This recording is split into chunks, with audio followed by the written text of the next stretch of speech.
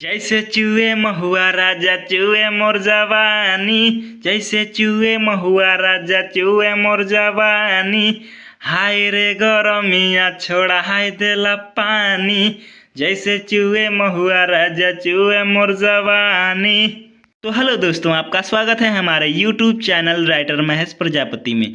तो दोस्तों, आज हम इसी सॉन्ग पर एक पति पत्नी का मैटर लेकर आए हैं जो फुल और फ्री है। काफ़ी अच्छा मैटर है। तो चलिए स्टार्ट करते हैं बिना समय गवाए मुखड़े के साथ। आधी आधी रतिया के मिले जाला कोई के बहाना, अरे आधी आधी रतिया के मिले जाला कोई के बहाना।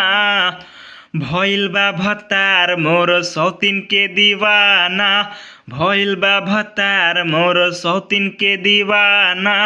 देखी के ननद मार तारे हमके ताना, भइल बा भतार मोर सौतीन के दीवाना। अंतरा फर्स्ट, ओकरा रहन से बिगड़े काम काज हो, करी हम मानत होला नाराज हो। अरे ओकरा रहन से बिगड़े काम काज हो, करी हम मानत होला नाराज हो।